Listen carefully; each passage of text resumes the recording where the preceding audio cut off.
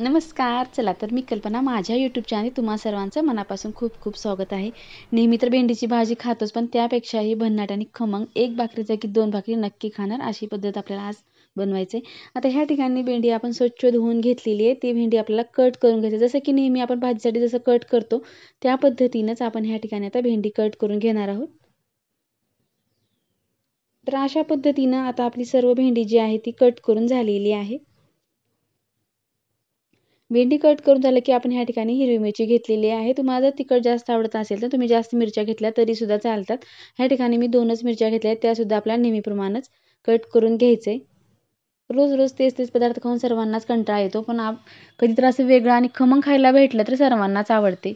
आता ह्या ठिकाणी मिरची तर कट करून झालेली आहे. मिरची कट करून झालं की आपण ह्या ठिकाणी वांगी घेतलेले आहेत.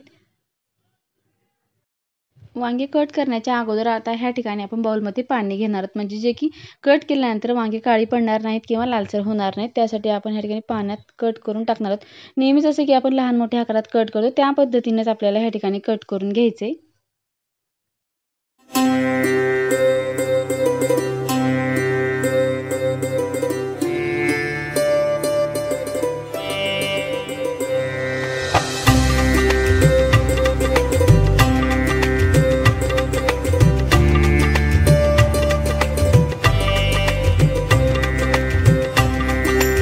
आता ह्या ठिकाणी वांगे सुद्धा कट करून झालेले आहेत आणि आपण ते पाण्यामध्ये टाकलेले आहेत. सर्व वांगे आपल्याला तसंच टाकून घ्यायचे.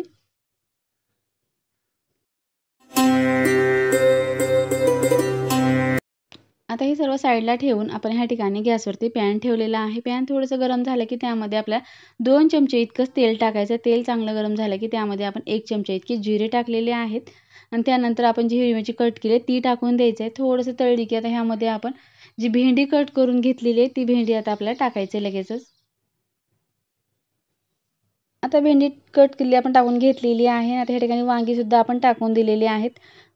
आता सुरुवातीला 1-2 मिनिटाकरता आपल्याला मिक्स करून घ्यायचे. आता मिक्स करून झाल्यानंतर आपल्याला 5 ते 7 मिनिटाकरता ह्यावरती आपण झाकण ठेवून देणार आहोत.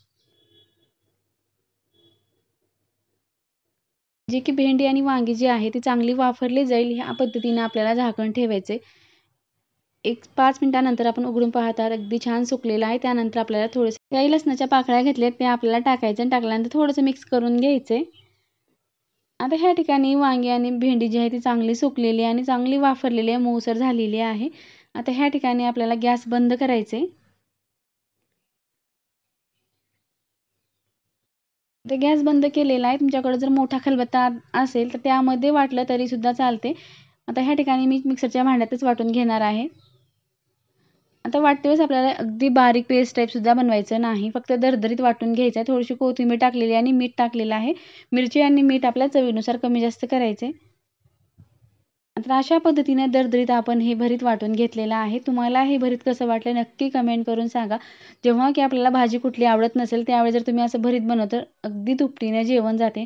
अगदी झणझणीत चमचमीत आपलं हे भरीत बनून तयार झालेलं आहे. पावसाळा चालू झाला की बाहेरचे पदार्थ खायला अस्वच्छ वाटतात, त्यामुळे आज आपल्याला सर्व पदार्थ घरीच बनवायचे अगदी सोप्या पद्धतीनं.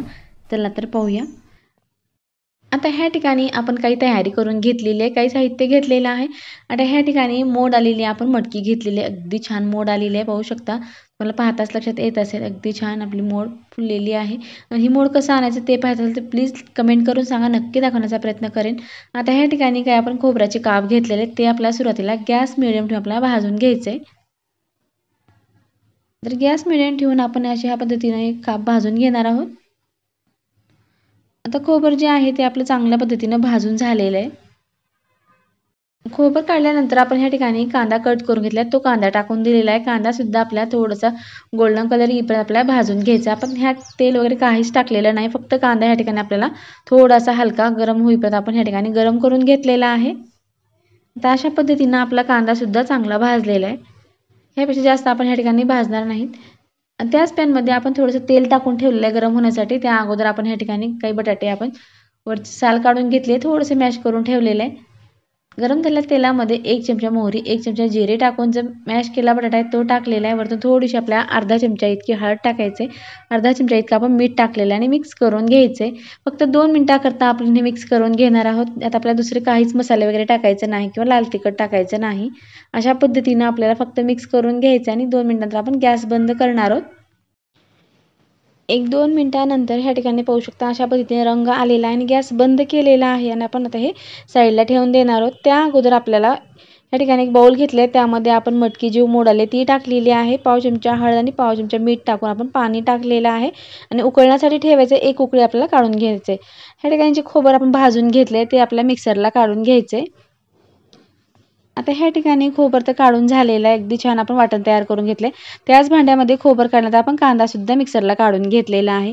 गॅसवरती कढई ठेवायचं आहे. कढई चांगली गरम झाली की त्यामध्ये आपण नंतर 4 ते 5 चमचे इतकं तेल टाकलेलं आहे. ह्या ठिकाणी मटकी छान उकडलेली आहे, मऊसर झालेली आहे. फक्त 1 उकळी आपण करून घेतलेली आहे. तेल गरम झाले की ह्यामध्ये 1 चमचा मोहरी, 1 चमचा जिरे टाकलेले आहे. जिरे मोहरी तडतडले की त्यामध्ये 1 चमचा इतकं लसूण अद्रकची पेस्ट टाकलेली आहे आणि थोडंसं आपण ह्या ठिकाणी कढीपत्ता टाकलेला आहे. कढीपत्ता आणि लसूण थोडं छान तळलं की आता ह्यामध्ये आपण जे खोबरं आपण वाटून घेतलेलं आहे ते आपल्याला सुरुवातीला टाकायचं आहे आणि त्यामध्ये आपण तेजपत्ता टाकलेला आहे आणि कोथिंबीर कट करून घेतली ती सुद्धा आपण एकदमच टाकलेली आहे आणि सर्व जिन्नस आपल्याला थोडंसं परतवून घ्यायचं आहे.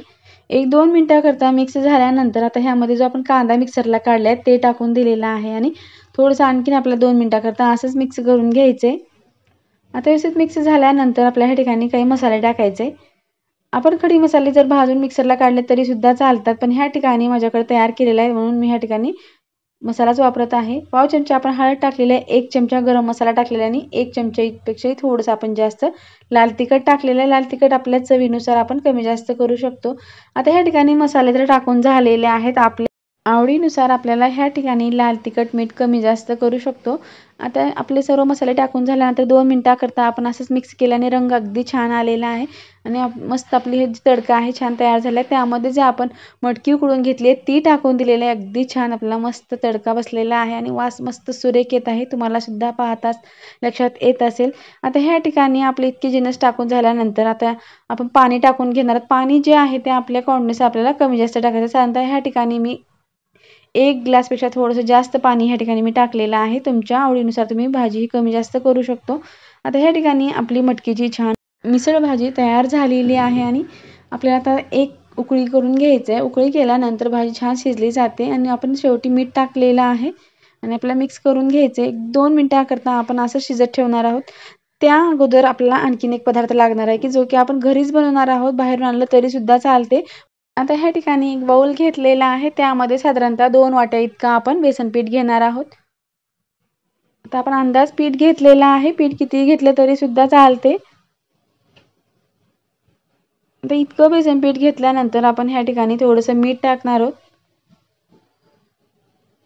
पाव चमचा इतकं मीठ टाकून घेतलंय. पाव चमचा इतकी हळद टाकून घेतलेली आणि मिक्स करून घ्यायचंय. हळद आणि मीठ मिक्स झाल्यानंतर आपण थोडंसं पाणी टाकत घट्टसर आपल्याला मळून घेणार आहोत. हातानं मळलं तरी सुद्धा चालते, पण गरज लागणार नाही. चमच्याने मळलं तरी सुद्धा चालते. तर अशा पद्धतीनं आपल्याला पूर्ण बेसन पीठ मळून घ्यायचंय.